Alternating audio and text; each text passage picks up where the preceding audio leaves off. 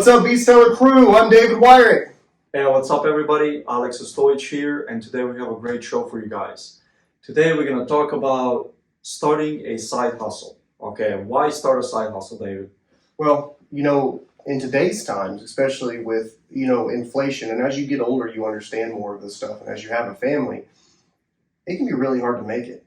It can be really hard to make it just with your 9-to-5 job. And you look at all these people on YouTube, TikTok, Facebook, all these people, gosh, I just read some of them to you just a minute ago. I make $2,000 to $3,000 as a side hustle as a day trader. I do this, I do that. Well, how do you do that though? How do you get to that point, right? So we all want to make more money. But the thing is, when you want to make more money, it takes more effort. It takes more time. You have to set aside time that you normally wouldn't set aside. So that 9-to-5 job that you work, which pays your bills, or maybe doesn't pay your bills, when you get home at night, you're going to have to take 2 or 3 hours and you're going to have to invest it into something else. And what do you invest it in? You invest it in yourself. Yeah, that makes sense because, as you know, very often in our line of work, when people come in part-time, they usually don't want to put time into their side hustle. They're tired from work or whatever. But that's the thing. If you never put time into your side hustle, it's never going to flourish. It's never going to become a business. You're always going to be an employee. So if you're trying to switch from an employee to a business owner, you're going to have to make your business a priority. Just because you have to go to a job, otherwise you get fired, right? You need steady income. I get it. So work your job, but make your business also a priority. 2 times a night, 2 hours a night, 3 hours a night, right? Work, if you have weekends off, work 10 hours a day on a Saturday and Sunday. That's 20 hours in your business, right? 20 hours in your business. So one day when that business starts to take off and make you money, you can finally go and be like, you know what? I don't want to work that job anymore because now my business has surpassed, my business income has surpassed my job income, and I can actually become a business owner, right? And I believe honestly that everybody could be a business owner. Everybody could. You just got to put a little bit of effort into it. Well, what do we deal with a lot? Right? We just had this conversation this morning. We talk to a lot of people who talk about it. And talk is cheap. Yes. How many times do we talk to people? What we counted, one of the things we do is we try to bring people into business. Call it whatever you want. Call it recruiting, call it whatever. What we do is hiring, whatever. Yeah. We present business opportunities for people to invest in themselves and to make big money if they invest in themselves, right? How many times, though, what do we count of 10 people that fell off this morning? Yeah. Just in this area, right? You have people all over the country that are putting moves in, that are making things happen, that are seeing results. So what is it about people who want to do a side hustle, right? But all they do is talk about it. How many times do we talk to people that are like, yeah, I'm an entrepreneur. I want to be an entrepreneur. I'm super excited. And then they never answer the phone again. Or they cancel their appointment. Yeah. Or, because it's like they want to, yes, I want to be an entrepreneur, and they wake up the next day and all of a sudden everything's flourishing, everything's great, everything's happening. No, you just like you had to learn math. Well, guess what? You started with what? You learned your numbers. You learn 1 plus 1. Yeah, you learned your numbers, and then you learned how to add and subtract them, and then you learned how to multiply them. That's the same thing in business. You wake up, you do the research, you learn your industry. And then you learn how to add to your industry. You learn what to subtract from your industry. And then guess what? Then you learn how to multiply your industry, right? It's the same thing. You have to crawl before you can walk. There are rare occasions where people they start a business and wake up the next day. Yeah, I'm not going to say that doesn't happen. But I am saying for the 99% of us, it's an everyday grind. You know this like I know this. I've had a hard week. Me and you had this conversation Sunday night. We did. I didn't want to give up, but in my mind, I didn't want to give up. But everything else was like, dude, just stop. Like, it's not working. To me, this is the crazy thing, man. Let's say somebody in the family gets sick or something happens, and if you have a side hustle or a part-time business, doesn't matter what it is. You can be making T-shirts, you can be doing financial services, you can be selling shining shoes. You can be shining shoes, whatever you do. People, you have to go to your job. So if somebody's sick in the family, if you don't feel well, if something's not going the way you want it, you still go to that job because you're scared of getting fired. But when you have your side hustle, right? You give up on your side hustle as soon as a little bit of adversity hits. Like, where's the discipline? Mm-hmm. Like, where's the discipline to keep going even when you don't want to? If you look at any one of these people, they're successful that you see on YouTube or you see anywhere, Ed Milet, Patrick Bet-David, look up all of these guys. What they did is, doesn't matter how they felt that day, doesn't matter if they felt like working, they still got up and went to work. Mm-hmm. You have to develop some type of, I'm not a disciplined person, man. I am not a disciplined person, but the hunger for success, overcomes the part of me not wanting to be disciplined. I want to succeed so bad that I don't care if I don't feel like getting up at 5 a.m. I don't care if I don't feel like working overtime. I don't care if I don't feel like going to bed at 3 a.m., right? It will happen. Yeah. That's the road to success. You got to sacrifice. You put in the work and you see the results. It's said that self-discipline is the highest form of self-love. It really is. Because when you think about it in all aspects of life, right? Think about your business. If you can make yourself get up and do the things that you don't want to do, your business is going to grow. Exactly. If you're wanting to lose weight, if you can make yourself eat right and put away all the junk that you're not supposed to, the stuff that you want, you're loving yourself. Self-discipline is the highest form of self-love. And that's the problem that we have. We have a lot of people that say, I want to start a business. I want to be an entrepreneur. I want to make the big money. And then they don't get out of bed. No. And then they don't call. They don't reschedule the appointments. They don't say, hey, I'm not feeling it today. I would rather somebody call me and say, hey, listen, I'm not feeling it today. Can we reschedule the appointment? Am I going to be upset? Yes. But at least they reached out to me and told me. It's kind of like if you can't pay your bills, right? If you call the electric company and say, hey, I'm struggling this month, more than likely they're going to work with you. But if you just ignore them, they're going to shut your power off. Exactly. Guess what? You ignore your business, it's going to shut your power off. Yep. You're going to fire yourself. You're going to look in the mirror and say, I can't do this. Well, guess what? You're your boss. So if you say, I can't do this, you're looking in the mirror and the mirror's going, well, you're fired. That's why I believe there's something special about entrepreneurs, man, because you just don't stop at no. Don't stop at no. You don't stop when you're tired. You don't stop when you don't feel like it. Mm-hmm. You don't stop when, there's a couple of times that, I live in the, woods, right? Mm-hmm. So a couple of times I was leaving my driveway and, after the storm, the tree fell over the driveway. I can't drive through with my car. Most people would call and say, hey, I'm sorry, I'm stuck, I'm this and that. Like if you went to a job, hey, I'm running late because of this. No freaking excuses, bro. I turned around, went up the hill, right to my house, grabbed a chainsaw, cut the damn tree out, pushed it out the way. 5 minutes, everything was done, right? I wasn't sitting there like chopping the tree down nicely. Oh, let me give a call. Let's see if we can move it. I don't care if I can move it or not. I will move it. It will get moved. I don't care if I got to put my car up to it and push it out the way. Okay, but I will move it and I will make that appointment, right? So, that's one appointment can change your life. Dude, you never know who you're going to meet. One appointment can change your whole entire life. Dude, if you can walk around the corner today and meet the person that will change your life, your business, it can become your mentor, it can become, it's very important.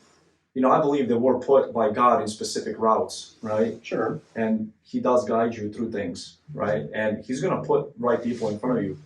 Lately, I've been talking to a lot of entrepreneurs. Mm-hmm. I believe in positive energy, in vibrations of the energy, right? So what you put out is what you get back. So, dude, lately I was just like, after the event, like last week we talked about, dude, I'm fired up, man. Mm-hmm. I haven't slept in like 2 weeks, man. I'm not tired. I'm motivated. I'm energized. Dude, my wife told me yesterday, like, babe, you gotta sleep tonight. Yeah. I was like, screw it. I still work till like midnight. I got up at 5 again, right? But it's okay. I don't care about red eyes. Yeah. I don't care because where I'm going, okay, I'll be able to pay to fix this. Okay. Well, so you just gotta keep going, guys. You do. You have to put in the time, and that's how you start a side. How do you start a side hustle? What are some side hustles that you do? It doesn't matter what it is. You have to put in the time.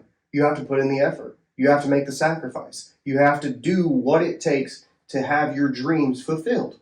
You have to do it. You gotta work for free. Right. This is the thing, man. A lot of free work. So a lot of you guys know, the sponsor of our podcast is, Black Eagle Designs. It's my apparel brand. How did I start their apparel brand? So I was in the Marines full time. And for those of you Marines out there or military members, you understand you're on salary. They can call you in on a Saturday or a Sunday. You have duties for 24 hours where you stay up for 24 hours. You gotta rest next day, right? Sleep, all that stuff. Okay, I was under a command that was very questionable. All right, very questionable. I didn't trust them. They didn't trust me either. But I didn't care they didn't trust me. I didn't trust them, so I knew it was my way to get out. I didn't want to be an employee again, so I started a t-shirt business.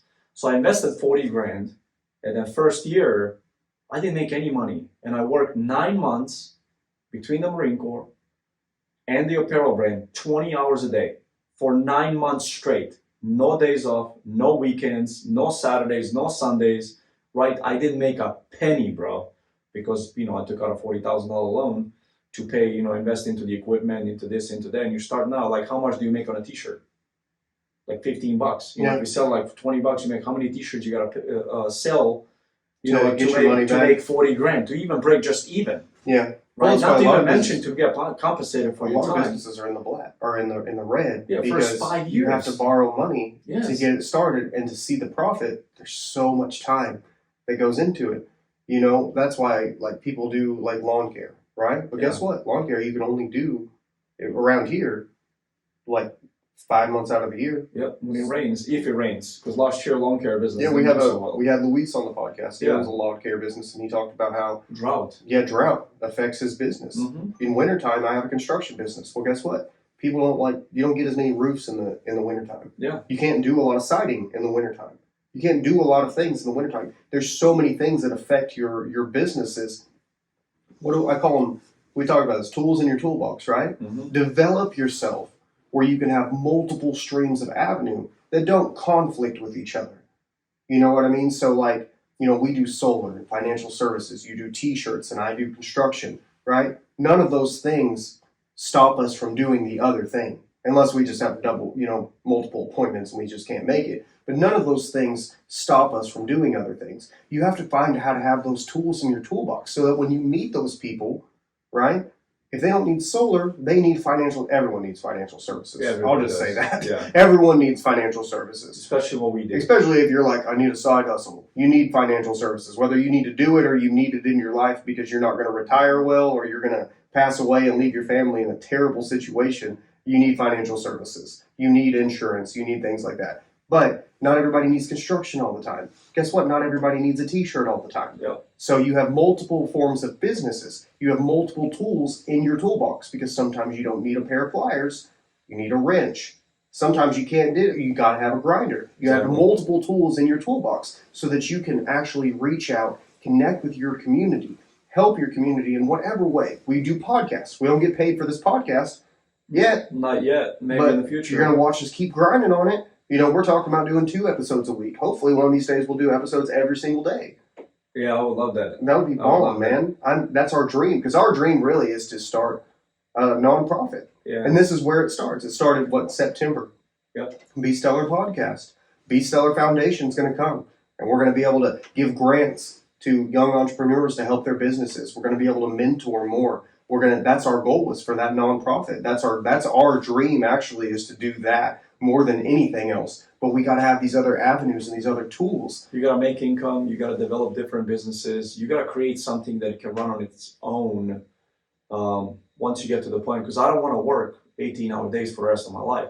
I'm willing to sacrifice 10 years, 15 years, 20 years of my life if I need to. But one day I want to be able to hang up my suits. I want to be able to hang up all the tools that I've ever used throughout and just go travel. Play a lot of golf. Play a lot of golf. I would play golf every day. Yesterday was such a nice day for golf. I wanted to play. But you know what I was doing? I was working. Yeah, me too. I had my golf clubs in my trailer. And I was 5 minutes from the Osho golf course. Uh-huh. Man, you know what I did though? I went to work. My helper didn't show up. Went to work. I was doing something that took 2 people and did it myself, because you got to work. Man, you can't make the excuses. You can't say, well, this person didn't show up, can't do this job. Find a way. Yeah. That's what ingenuity. That's how stuff gets invented. That's form. It's okay. Necessity. I got to make it. I've got to make it. There's no choice. I've got to make it. I've got to be everything that I need to be today, because my wife depends on it. My kids depend on it. My own mind depends on it. I've got to make this happen, because if you're an entrepreneur, there's nothing worse than feeling like you were non-productive for a day. When you you won't sleep that night. You won't sleep that night. You'll go, I didn't do jack today for productivity. Like, There's a lot of, you know, that's the worst thing about vacations. I used to wonder about, you know, how people say I can't sleep. If you can't sleep, you're probably not doing enough. Yeah. Bro, I remember I was in the Marines, or when I worked at different, you know, jobs and all that stuff. I was dissatisfied with my life. I was just like, man, I know I could do better. Everybody deep down knows they can do more. They can do better. Doesn't matter spiritually, financially, as a father, as a brother, as a family member, whatever, right? Everybody deep down knows they can do better. We can all do better in every aspect of our life. Okay, the problem is most people are not willing to change. They're not willing to take the next step into the, you know, my blog this morning that I published, you know, in 2009, in 2008, actually, I lost my job, right? Instead of sitting there feeling sorry for myself, you know what I did? I was like, I need a change. This job thing doesn't work. I need something steady. I need something, you know what I mean? Economy crashed. I'm like, all right. So I walked straight into Marine Corps office. I literally drove home. I looked at myself in the face in the mirror, and I was like, man, you are fat. You're only 23 and you're fat. You're out of shape. You know, I played sports in high school, right? So I was, you know, I wasn't like ripped or jacked or anything like that, but I was always in decent shape. I was lean, right? Right. You know, I looked at myself. I was like, you are fat. I was eating like Burger King every day for lunch, working 18-hour days in a steel mill, dealing with chemicals, dealing with steel, all that shit. Like, it was just crazy, man. So I looked at myself, I was like, you are fat. You need a change. Like, you need to change. You have to have that self-honesty, though. You have to be able to look at yourself in the mirror and go and recognize. And, you know, a lot of people say, well, don't talk to yourself like that. It's not being negative to yourself. Yes. It's pointing out the things that you have the ability to change in your life. That's it. And then actively changing them. It's constructive criticism. Bro, so like, okay, I'll tell you right now, back where I come from, you know, military service used to be, you know, everybody had to serve. It was mandatory. So like, we have no fat people in our country. Like, zero. Like, there's no, you know what I mean? Like, there's no really lazy people, like hardworking nation. Every one of my friends, every one of my people that comes to this country is successful because we're used to working hard. Okay, that's just who we are, right? A lot of it has to do. Right? There's a lot of fucking truck drivers. I don't know why all my people drive trucks, but whatever. There's other jobs in America. But my thing is I was like, okay, military service can shape me up. So I didn't say, oh, let me go look at Navy, or I said I looked up the hardest military branch in America. Yeah. Marines popped up. I was like, cool. Dude, I told myself I was fat, you need to change. How am I going to change? Identify the problem, right?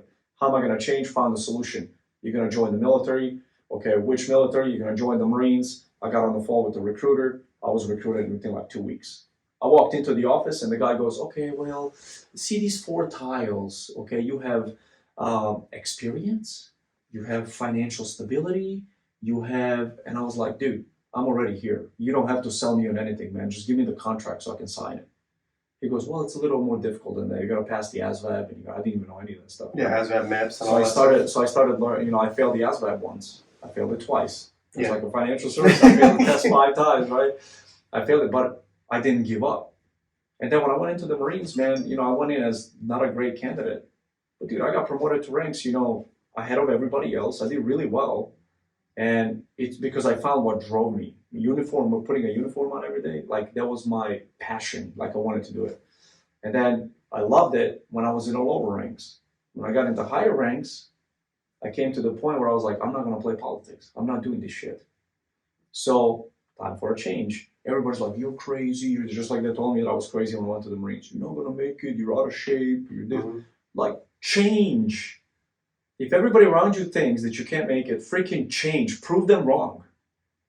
Start a side hustle. Everybody thinks you're crazy. Let that drive Prove you. them wrong. Let that be your driver. Dude, I love when people tell me. I tell everybody my dreams. I tell them, one day I'm going to have a fucking jet. They're like, you're crazy. I'm like, watch it. Watch me. Give me 20 years. Give me 15 years.